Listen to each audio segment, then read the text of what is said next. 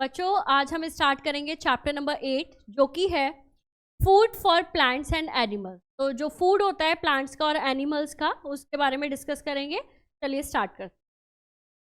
All living beings have many similar qualities. They all need food, water, air to survive. Animals and plants eat different type of food and acquire it in different way. तो जितने भी living organism हैं उनमें ये similarity है कि उन्हें water food चाहिए ही चाहिए ना, चाहे वो एनिमल्स हैं या फिर प्लांट्स हैं। लेकिन एनिमल और प्लांट दोनों का ही तरीका अलग होता है और फूड अलग होता है लेने का। ये देखते हैं फूड फॉर प्लांट। तो सबसे पहले हम बात करेंगे कि प्लांट के लिए कौन सा फूड होता है। Plant need various nutrient from for their growth and development. They absorb these nutrients from the soil through their roots. Sometimes fertility of soil gets depleted because of certain factor. To maintain the level of fertility of soil, manure and fertilizer are added to the soil.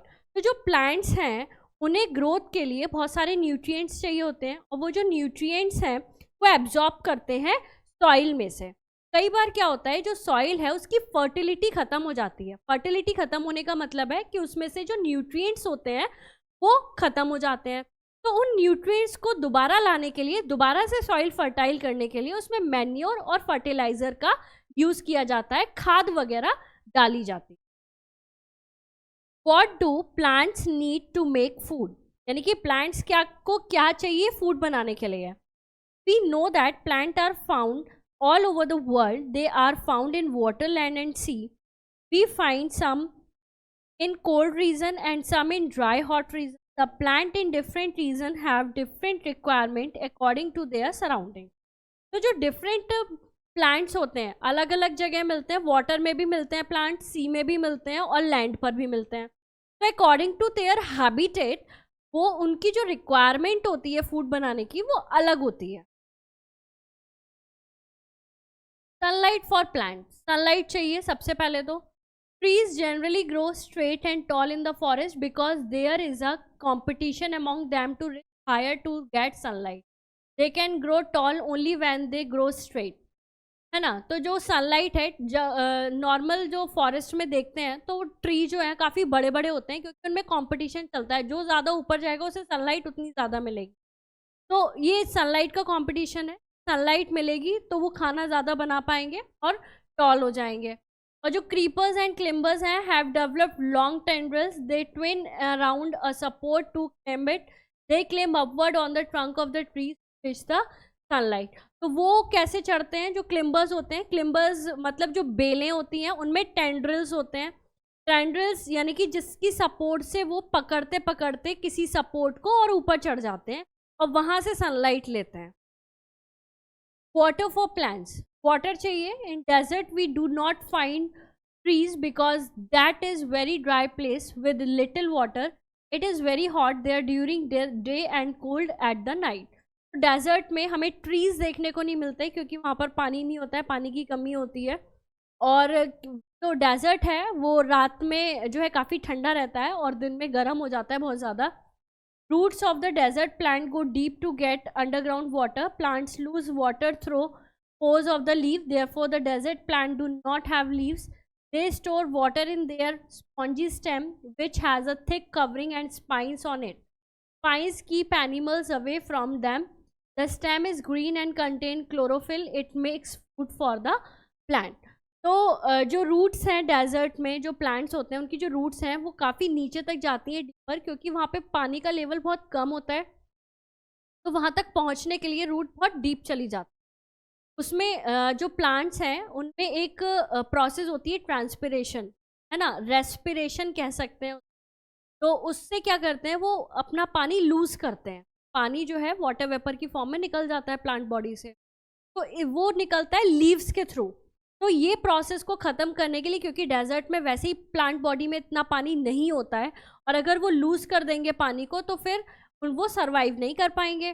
तो इसलिए वो जो leaves हैं वो किस में change हो जाती हैं, फ्रॉन्स में चेंज हो जाती हैं, ठीक है। इसलिए मोस्टली जो प्लांट होते हैं जैसे कैक्टस वगैरह हैं उनमें लीव्स प्रेजेंट नहीं होती हैं। Air for plants, Mangrove trees grow in the swampy area. The soil does not contain air. Their root come out of the water so as to get air. Leaves of floating plant bear stomata on their upper surface only, which are not blocked by water and remain open to exchange air. तो जो mangrove जो air है वो भी बहुत ज़रूरी है plant के लिए. तो मैंग्रोव ट्रीज होते हैं वो स्वैम्पी एरिया में दलदल टाइप में, तो उनके पास जो पानी होते हैं तो पानी से रूट बाहर निकल आती है क्योंकि उसे एयर चाहिए होती है. और जो लीव्स प्लांट वैसे नॉर्मल जो लीव्स होती हैं उनके नीचे के साइड जो है स्टोमेटा होते हैं, लेकिन जो पानी के ऊपर पॉन्ड वगैरह में जो पानी के ऊपर लीव्स तैर रही होती हैं वे नीचे के साइड नहीं ऊपर के साइड स्टोमेटा होते हैं क्योंकि एयर चाहिए. Process of making food. Green plants make glucose as food by the process of photosynthesis. When plants store glucose, this sugar is turned into starch. This extra food is stored in the different parts of the plant in which humans and other animals eat. Plants get energy in the form of sunlight, carbon dioxide from the air, minerals and water from the soil, and to make their food. Only green leaves, which have a pigment called chlorophyll, can make their own food. Plants use the energy from the food to grow and repair themselves. In warm weather, plants need a certain amount of water and sunlight and plenty of nutrient from the soil to grow and be healthy.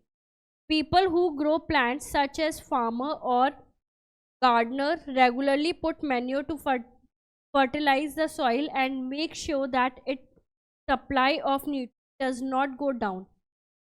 तो बच्चों ये जो green plants हैं ये अब glucose बनाते हैं, basically glucose बनाते हैं एज अ फूड. और किसकी प्रोसेस से बनाते हैं? फोटोसिंथेसिस. ये क्या करते हैं? स्टोमेटा के थ्रू के अंदर जो है ऑक्सीजन कार्बन डाइऑक्साइड जो है वो आ जाती है और ऑक्सीजन जो है वो रिलीज होती है. तो कार्बन डाइऑक्साइड ये लेते हैं एनवायरनमेंट से, एटमॉस्फेयर से, सनलाइट लेते हैं सूरज से, और जो है न्यूट्रिएंट्स वगैरह वाटर वगैरह जो है ये लेते हैं रूट के थ्रू. और इनकी जो लीव्स होती हैं एक पिगमेंट प्रेजेंट होता है जो कि है क्लोरोफिल. इन सब की प्रेजेंस में ये जो है खाना बनाते हैं. अगर क्लोरोफिल नहीं होगा तो क्लोरोफिल ना होने की वजह से, क्लोरोफिल का काम होता है सनलाइट को ट्रैप करना, तो ये सनलाइट को ट्रैप नहीं कर पाएंगे. तो इसलिए अगर क्लोरोफिल पिगमेंट प्रेजेंट नहीं होता है तो वो लीव्स या वो प्लांट्स खाना नहीं बना पाते हैं, है ना. तो और क्लोरोफिल की जो प्रेजेंस होती है वो हमें शो करती है ग्रीन लीव से, ग्रीन कलर शो करता है क्लोरोफिल. तो इसलिए हम कहते हैं कि जो ग्रीन प्लांट्स हैं वो अपना खाना खुद बना सकते हैं.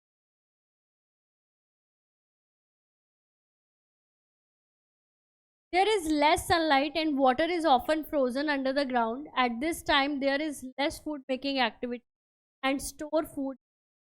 Tree growth is greatly reduced at time.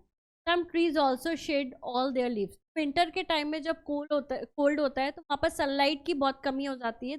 तब कुछ दिन तो ऐसा होता है कि धूप नहीं निकलती है, और जब धूप नहीं निकलती है तो उस टाइम पर जो स्टोर फूड होता है, जो एक्स्ट्रा फूड होता है, जैसे ग्लूकोज वो बना रहे हैं, तो फिर जब बहुत सारा ग्लूकोज बन जाता है तो स्टार्च की फॉर्म में वो अलग अलग पार्ट में जाके इकट्ठा हो जाता है.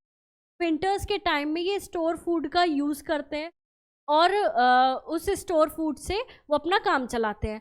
लेकिन ये अपनी ग्रोथ उस टाइम पे नहीं कर पाते, और कई बार देखा जाता है कि विंटर्स के एंड तक तो वो अपनी जो लीव्स हैं वो शेड करने लगते हैं, निकालने लगते हैं.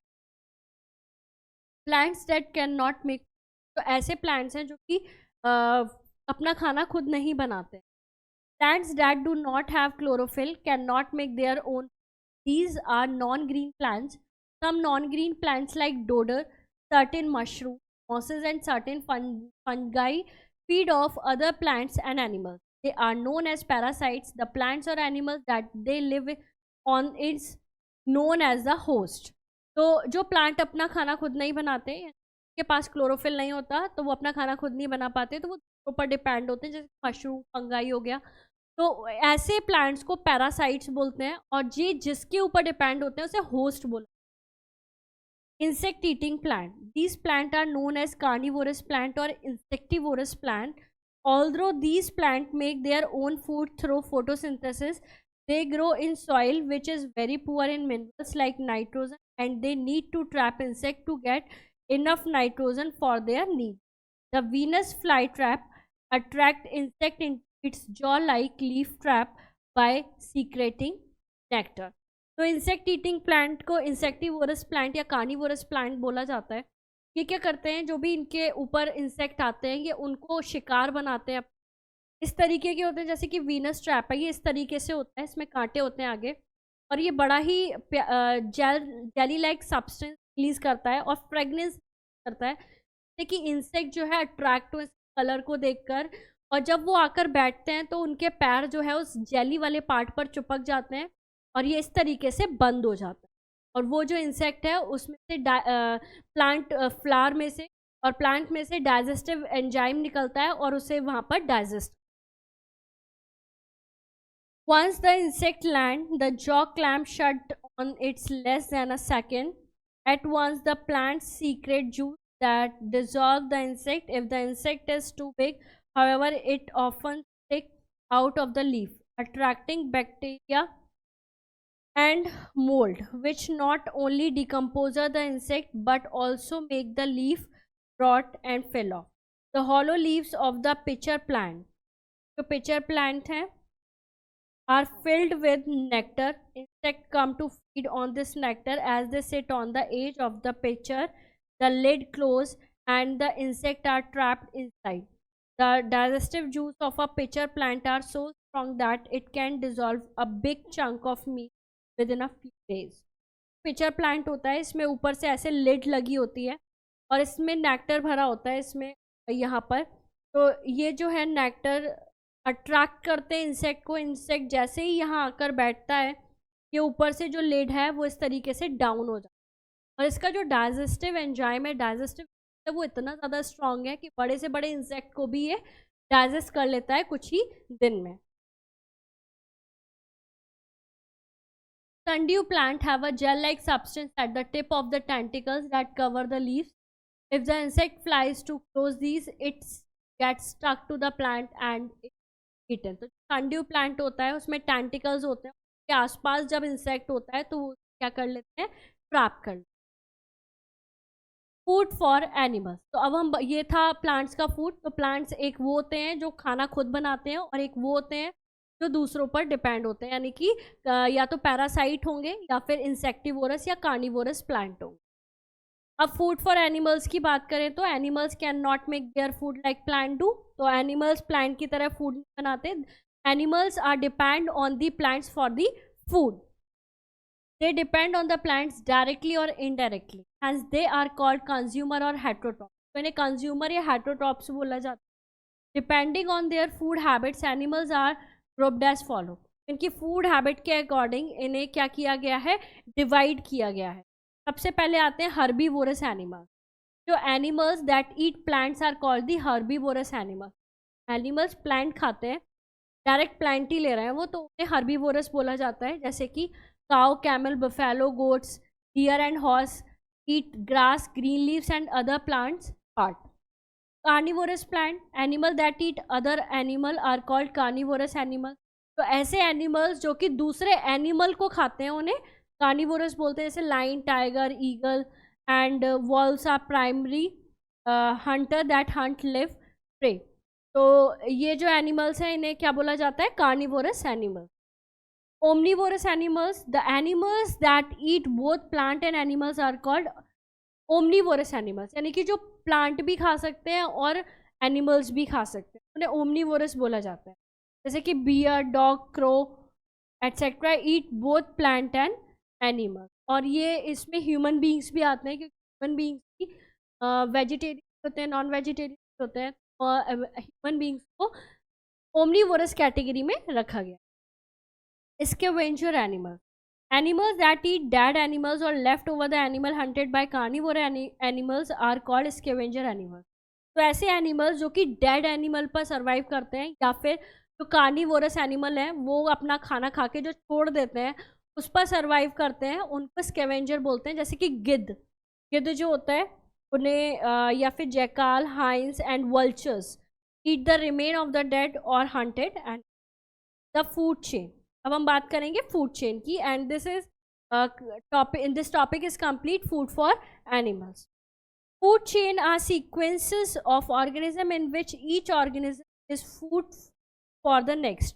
In each food chain, plants are the first to be consumed. For example, an insect is eaten by a frog, the frog is eaten by a snake, and the snake is eaten by a eagle or a hawk.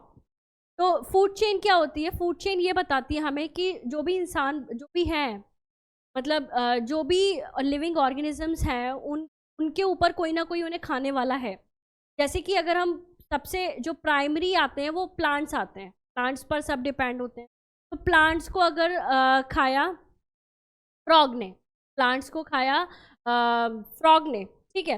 यानी कि एक food chain है कि जैसे कि plants को अगर हम कह सकते हैं कि फ्रॉग तो इंसेक्ट को खाता है, तो इंसेक्ट को खाया फ्रॉग ने, और फ्रॉग को खाया स्नेक ने, स्नेक को खा लिया हॉक ने, है ना. और फिर अगर हॉक खत्म हो गया तो उसे वल्चर ने फिनिश कर दिया. तो इस तरीके से जो है चेन चलती हुई आती है. What does the insect eat? Plants, of course. Thus, we have a food chain.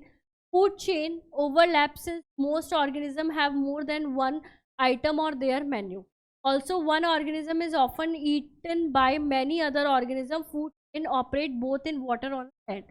तो जो इंसेक्ट है, यानी कि हम इसे इंसेक्ट से भी स्टार्ट कर सकते हैं फूड चेन को, और हम इसे प्लांट से भी स्टार्ट कर सकते हैं. कि इंसेक्ट जो है वो डिपेंड होते हैं किसके ऊपर? फ्लावर्स वगैरह पर, प्लांट्स पर.